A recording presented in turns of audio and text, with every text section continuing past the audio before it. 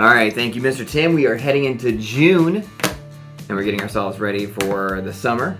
Graduations, kids getting ready. It certainly feels like summer. It's warm. Yeah. We had to get out the water table yesterday with the kids. The water table! So the toughest part about the water table is that once they're a little older, like, what do you do with that thing, man? It's just a giant mess with, like, mold in it, and the kids just tear it. It's just... I'm quick to throw something like that away. Sorry for anybody out there. It's hard to throw those things away, though. They're gigantic. They're cool, but, yeah. So what we did, my parents actually, we didn't do it. We bought them one of those big blow-up water slide things. We're in the market for one. It's actually worth every penny because they spend like 3 or 4 hours a day. And then the best part is all the energy, like they're tired by the end of the night and you can put them to bed on time and all the normal stuff. So you're saying for me to spend a few $100s on an inflatable water slide instead of $100,000 on a pool. Okay. That's probably a good idea right there. If you only knew a good realtor that could do the comps for you to see what kind of houses are selling in that neighborhood in regards to pools. But you don't. You know, this is a forever home. I'm not worried about comps. I'm not worried about that. I'm just going to get the inflatable water slide. You know and I know that the pools do not raise up the appraisal. It's not an appraised item. Our buddy Andy would tell us. Andy, the appraiser, would tell us that. Right. But it does generate, sometimes it more generates, buyers. Yeah, absolutely, some interest. If there's somebody out there that wants a pool, they're going to pay full price, or maybe they'll overpay for a house because they want a pool. And I can see that happening, especially as somebody with kids. When it's warm outside and so forth. Even though it doesn't translate to an appraisal. The best kind of pool is a friend's pool. So if you get one, you let me know because you'd be the friend of the pool. Okay, well, if you want to share the cost. No, I don't. Hey, I'll bring lunch every time and some beer. So what are the plans for the kiddos this summer? So, all right, so we sat down with them and we wanted them to come up with like goals, things that they want to do this summer rather than sit around and watch TV. Okay. So they each came up with 2 on their own. I didn't prompt any of this stuff. And my son Keegan wants golf. He wants to take some golf lessons. Mm-hmm. And then he wants to continue doing his piano in the morning. He just sits there and jams on the piano and golf's his thing. Wow. Pretty relaxing. 2 very calm things. He's a pretty laid back kid. I don't know where he gets that from. Maybe he can play the Masters music on the piano. That'd be incredible. I'll start working on that. Yeah. And then my daughter, who's more like the wife, she wants to teach herself Spanish. She's like 7, and she's like, I want to learn Spanish. Like, how many 7-year-olds want to do Spanish? And then she's taking jazz classes. Wow. She's a little more ambitious. My son's a little more laid back. My daughter's a little more ambitious. I like that. There's some goals. I mean, you got 3 months to try to reach out to Rosetta Stone and see if you can get a children's version. All right, so there's Duolingo, which is like a nice little app. Mm-hmm. And it's free, which is the right price when you're not quite sure that the kid really wants to do Spanish or not. Mm-hmm. And she's rolled through like the first 2 levels already, so she's doing it. That's pretty neat. I mean, she learns a little bit. That's awesome. And you know what's funny is I took Spanish. I was like 742 years ago when I was in high school, and our Spanish teacher was Polish, and so all the Spanish was really, really thick accents. So I don't know how much Spanish I really learned, but I mean, I'm going through the things with her, and it's kind of fun because I'm remembering a lot of this stuff. So the Spanish teacher quit, so they're just like, "Hey, you're over there." Yeah, so it's fun. It's good times. Yeah. And yours are still little, so that you're not really, you don't have them there all the time. It's the status quo. Yeah, still going to daycare, and we have one vacation planned, which I wish it was tomorrow. All year we work for that vacation because a lot of times we'll get home from said vacation. We go to Outer Banks every year, and we start planning the next year. So it's like 365 days of yearning for that next trip. But yeah, for now it's kind of just navigating a very interesting summer real estate market. Yeah, you know what? I talked about Keegan being laid back. I think the real estate market right now is very Keegan-esque. It's very like, we'll get this. It's fine. And we're getting closings. I got like 7 to 10 going on right now, but it's nothing like it was. It's kind of just calmed down. And you and I were talking before we started filming about some of the questions the buyers that we've had lately had. Honestly, the buyers I have are just, they're educated. Like, they know, they don't have a ton of questions. They're more like going out and seeing the homes in person, but I think listening to our videos and talking to you and stuff, like a lot of their questions have been answered. There's a very good group right now that have waited through the craziness of the last 2 years. Mm-hmm. They've been patient. They knew what they were doing. They've been educating themselves. They've been watching the market. And now they're ready because they're not afraid of where the rates are. They know that the monthly payment's the key. That's the goal. Well, I had an old baseball coach, which Travis Mister. He Yeah. had a line. It was control what you can control. Yep. And when things went sour in a baseball game, he would throw that out there. It's very, very important for this market, I think, is control what you can control. You can't control what the interest rates are doing, but you can control how you can structure your loan. If you have a particular payment in mind, let's try to get to that number, and you may need to invest into your loan to get there. And so it's more about digging deeper. It's no secret that mortgage application volume is down. So what does that mean? It means that I have a lot of time to talk to you. I have a lot of time to schedule an in-person meeting if you can make time to do it, so that we can just roll out all the numbers and we can cater your loan to what you are actually looking for in terms of a monthly payment and cash to close. You said some of your buyers are educated. I do find some of those are because they've owned homes before. That's always helpful. There's a lot of those. But that move-up purchase, it's almost more important in that scenario to sit down with somebody, because you go, hey, I got $100,000 in equity. What do I do with it? Make it in cash. Do I roll it all over? Do I set some aside as a nest egg? Because, with inflation and gas prices and things like that, I can understand why somebody would go, you know what, let me take this portion, just set it aside. So let's not just spit out a pre-approval letter anymore. Let's not just spit out, this is the one scenario and let's move on to the next. Let's actually sit down and cater. And it happened to me on Monday where, rates have increased over the last few days, and things are happening with the Fed and all that kind of stuff. And so I reached out to somebody and said, hey, the rate that I quoted 2 weeks ago is now this. And the guy basically said, oh, that's fine. What do I have to invest to get the rate back down to what it was originally?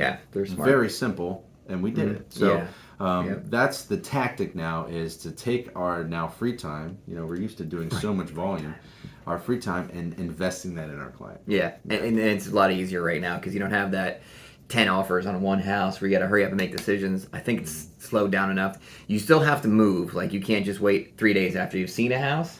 But maybe the next day, maybe 2 days later, you might be able to sneak it in at that point. But the days of 12 offers on a house that wasn't uncommon is, I think, kind of over. You see multiple offers still, and it's a little pressure, but you can slow a little bit down. 2 consecutive contracts have come in with 3% closing help. Yeah, some closing helps come back. 325 price on a 670 price. So closing help is out there. It doesn't mean that the market isn't competitive. Both of those scenarios there were multiple offers. Yeah. But as I mentioned before we started this, what does multiple offers mean? It means 2 or more. So all you have to do is have one other person that you're competing with, and you have to come with a strong offer. And it's still happening. Like you said, the days of 15 offers might be gone, but there's still multiple. Yeah, and if you're getting some closing help, this is what I'm saying on my end. The ones that we do have closing help, there's not a lot of room for like repair negotiations in that case. So I've had a lot of sellers like, yeah, sure, I'll give you 2% or maybe even 3%, but I'm seeing more like 1.5%, 2%. Yeah. But when it comes time that we need to switch this over to an as is. Sure. Because they don't want to be nickeled and dimed all the way through. They're like, yep, sure, we'll give you a little money to help you, but the house is going to be what it is, which most buyers are fine with. Most people are like, all right, so I get a little closing help.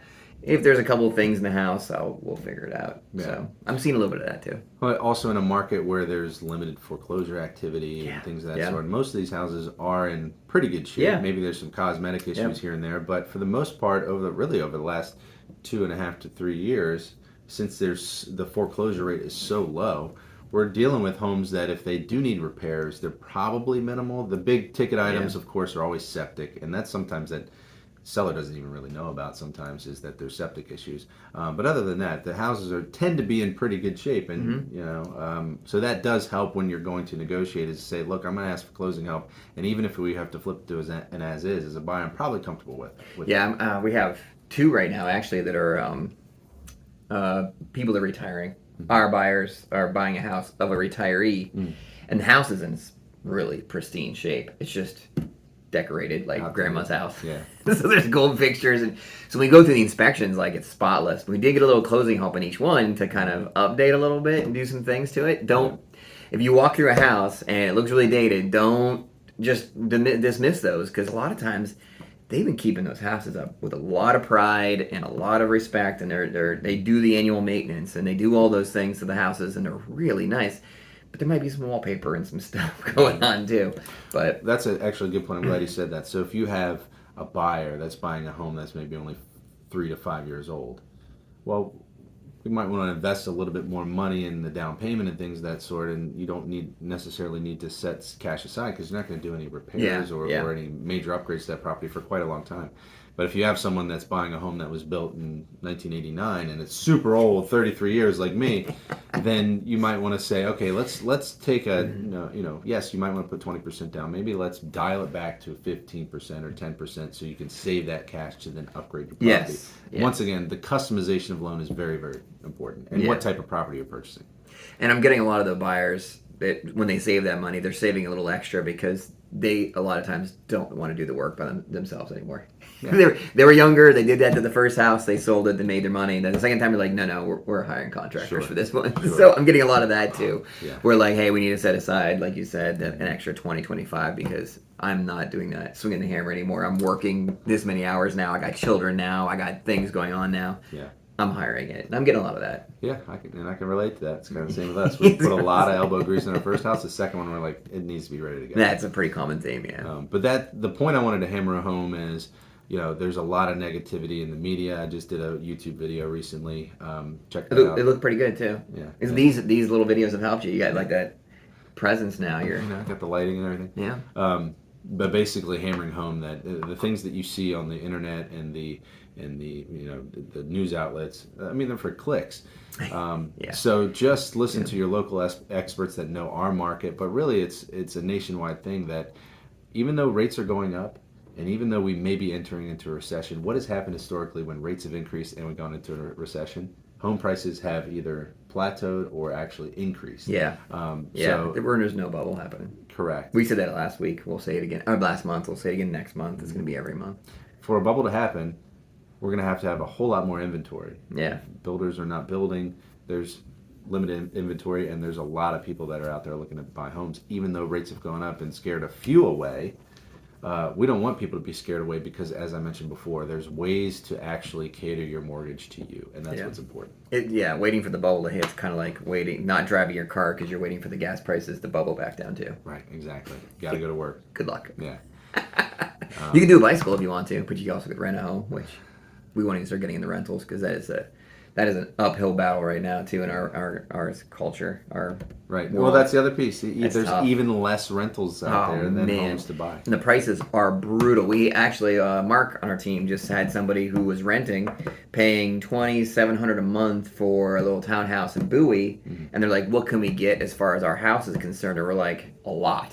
You can get a lot if you can afford $2,700 to get a townhouse. I mean.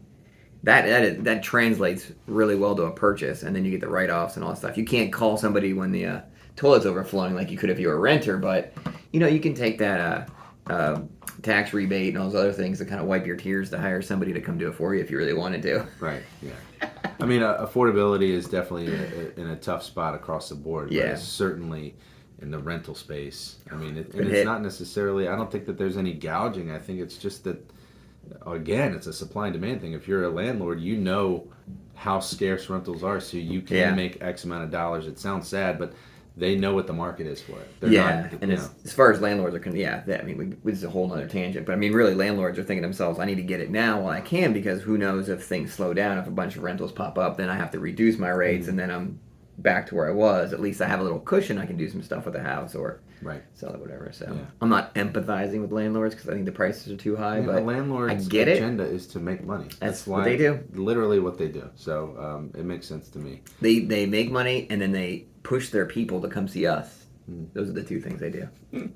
So, I mean, that's it for this month, isn't it? There's not a lot. I mean, we have a lot of people that are just out looking and, like I said, very educated. We make sure you come see Tim and kind of get your options. Even if you're like, I'm waiting until the fall, that's fine. I'm waiting until after school start. Whatever you're, at least come start the process up. You're going to be probably surprised how much you can get yourself into and what the numbers look like. Throughout my career, this happens so often where someone comes to me and gets pre-approved and they go, we want to do this, but we're not sure if we're going to buy for another 2 months or 3 months or 4 months. Happens all the time. And you know what happens? 2 weeks later, they go, we just saw this house. We think we're going to put an offer in. Yeah, because once you flip that switch of, it consumes you and you start to really obsess over it and you start looking at listings. And then, so once you cross that barrier, I guarantee you that you're going to get excited about it. And then stuff happens. I did the sale I had this morning upstairs in the office here. Mm-hmm. She's the same way. She's like, when I find something, it's fine. I'm worried about the rates. I'm like, if you just find the right house, don't worry about the rates. Just be patient with what you're looking for. It's a very specific house. Mm-hmm.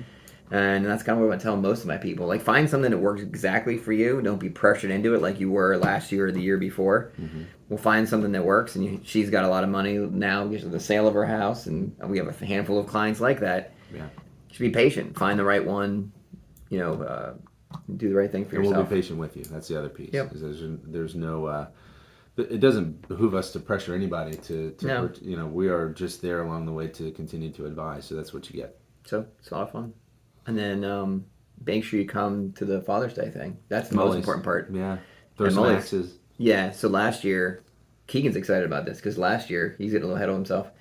He had 4 throws and he bullseyed 3 of them. Mm-hmm. And now he thinks he's like a lumberjack, the brawny man, that he can just throw axes and whatever. So, but we'll see how he does this year. I mean, you need to get the kids some axes to throw at home. It's not on the summer list. He didn't have piano and after axe he throwing. Becomes Beethoven and Tiger Woods, he can become a lumberjack. Parenting is a good time. Mm-hmm. So make sure you show up. We got burgers, we got beer, we got axe throwing, all kinds of fun stuff as well.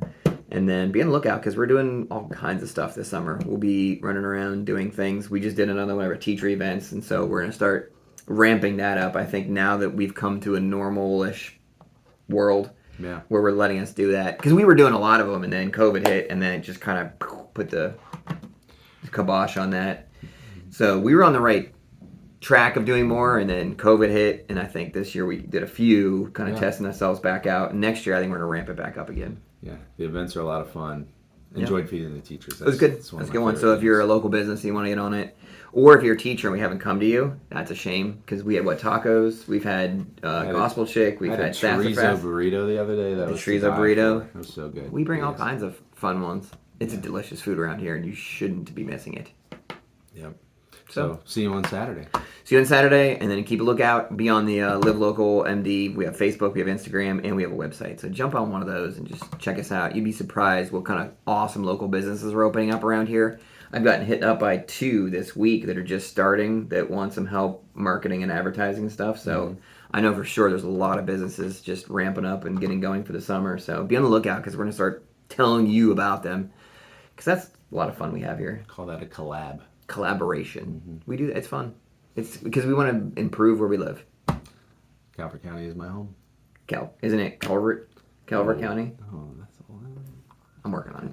Trying. I've only been here for like 30 years. All right, folks. Thank you again. If you need any help with anything, we're easily available. Instagram, Facebook. Mm-hmm. You can probably see us out and about too. Like we're all over the place. Loanswithtim.com. And Billy, I'm over. Whatever. Just go to him first. That's the best way to do it. We'll see you guys next month. Tim, thank you for your time. Thanks again. Always a good time. See ya.